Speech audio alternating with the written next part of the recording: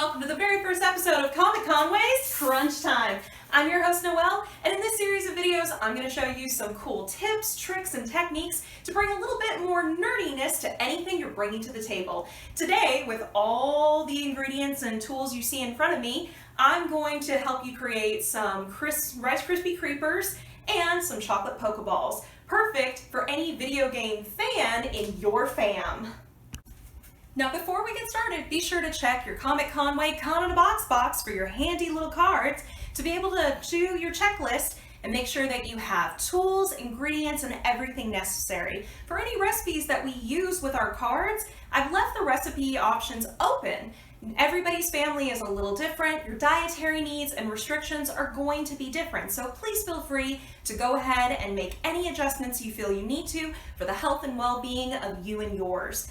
I'm mostly here just to help guide you along, to help create fun new ideas for decorating and coming up with incredible new treats. And any ideas you guys come up with from the videos that we create, be sure to comment down below, and remember to like, subscribe, and follow us here on YouTube and on Facebook. And real quick, a couple of my helpful safety tips and guides for having a fun, clean, safe time in the kitchen.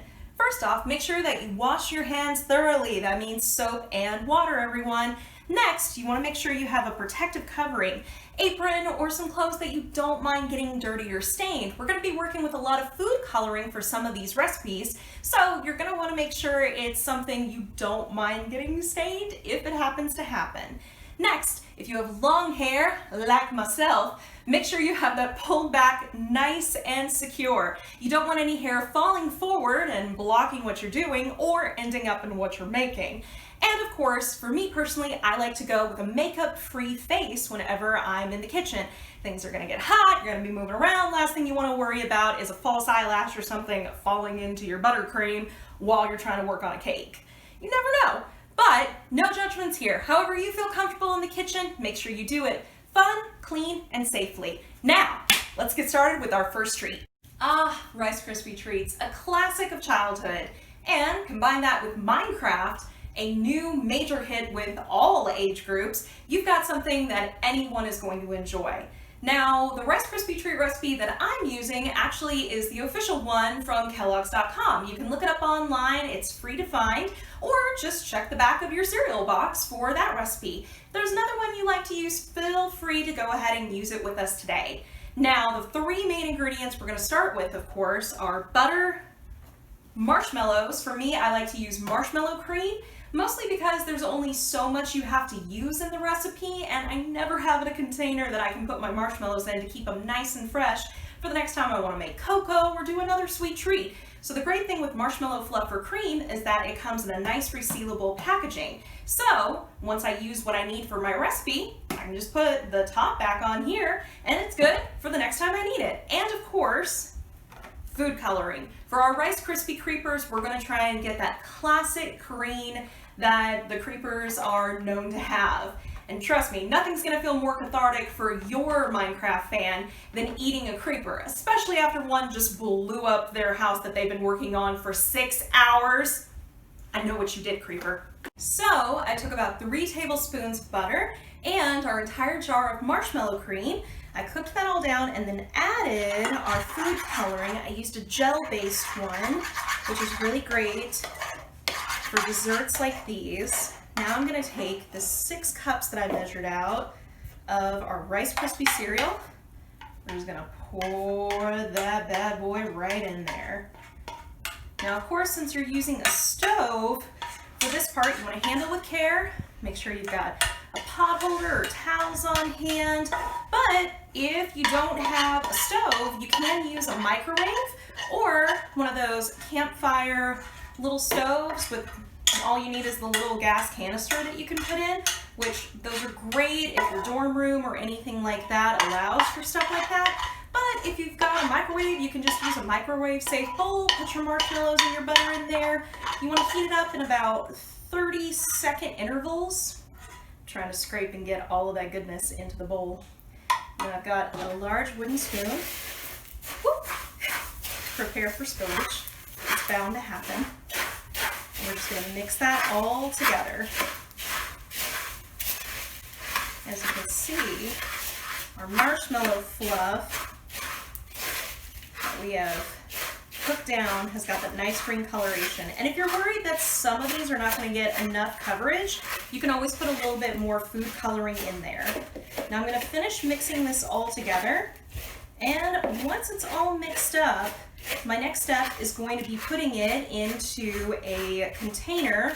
You can use a pan, you can use a glass pan, anything that I can get a nice square shape out of, and then you're going to want to chill it in the fridge for about 20 minutes. And you'll just pour all of this out into there. You can take a spatula or anything flat. I recommend get a little bit of parchment paper, put it over the Rice Krispies, and you can even use a rolling pin and help flatten it out that way. But using just a regular spoon to smush it down, get it into all the cracks and crevices works great too. So like I said, I'm just going to blend this up a little more, and then we're going to put that into a pan, and we'll chill it for a couple of minutes, and when we get back, we'll start doing the fun part of everything. Although for some of y'all at home, this will probably be a lot of fun, especially if you have little ones. They can help you stir this up. They can add in more of the green food coloring, whatever makes their little hearts happy. Here we go. Now, if you're going to use regular marshmallows, 10 ounces is usually the best amount. You can always check the amount of ounceage on the packaging on the outside of the marshmallows. Okay. I'm going to finish stirring this up. We'll get that into a container, and then we're going to get to the fun part. So it's been 20 minutes, so we have our Rice Krispies out of the fridge, and now we're going to take our knife.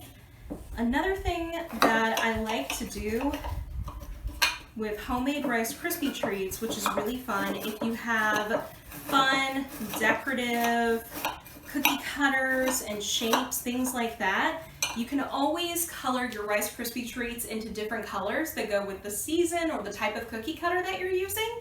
And you can make fun homemade treats that tie in with any holiday, any occasion, any kind of fun thing. Rice Krispie treats are also great if you're going to do a homemade cake and you want to add a little bit more layers. You can actually add some extra height to your cake by just taking some homemade Rice Krispies and lay down just sheets and sheets of them to like lift up your cake to give it a little bit more height. And the cool thing about that is then you give yourself an edible base that you can enjoy later. So I've cut out the Rice Krispies into nice little square shapes to go with the Minecraft theme of everything is pixelated, it's all in blocks. These are going to be a little bit thicker because I used a nice deeper casserole pan. And you can always take your hands and kind of shape it as well. I'm going to take these out. If you want to get a smooth finish on some of them, you can always use the bottom part from the bottom of the pan. Now here's a nice square one here. So we'll use that as our demonstration on how we're going to decorate these bad boys.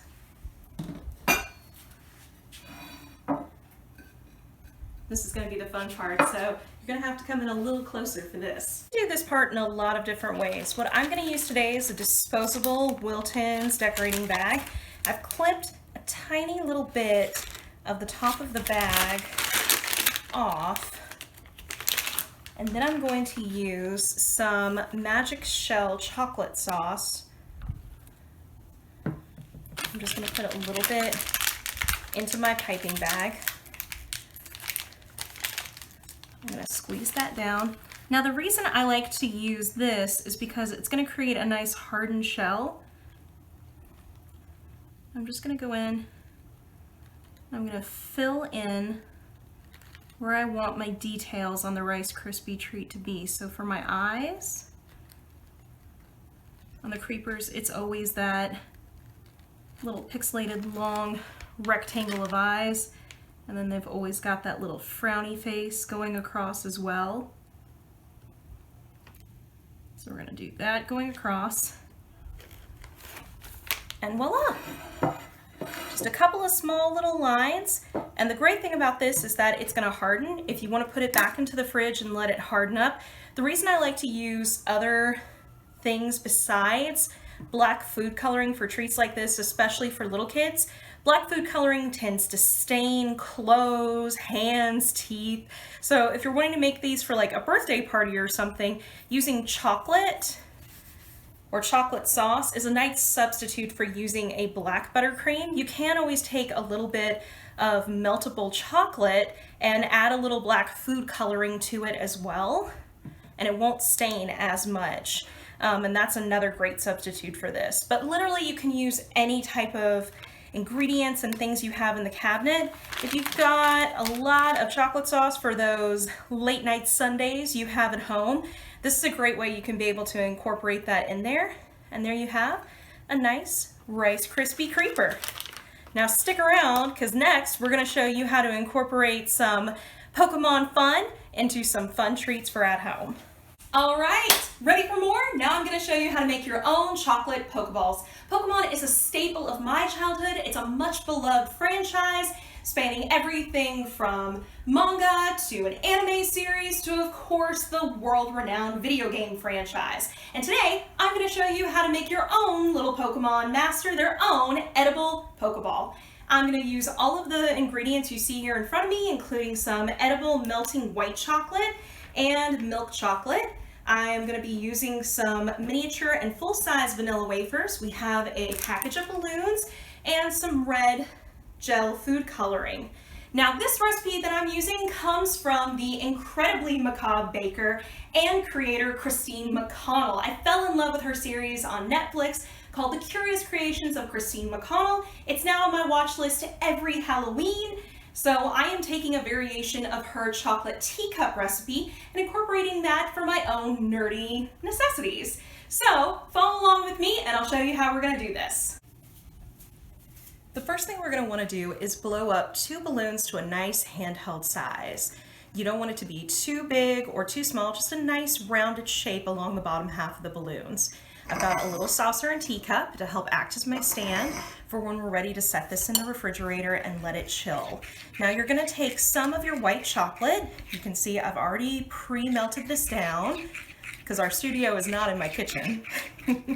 Now you can take your white chocolate and you can either melt it down using the microwave method. That means you're gonna put it in a microwave safe bowl. You're gonna set it in the microwave in 30-second intervals. So you put it in for 30 seconds, take it out, stir it, put it back in until you get a nice, beautiful, smooth consistency from your white chocolate. And we're gonna take both of the balloons and we're gonna evenly coat it along the bottom part of the balloon.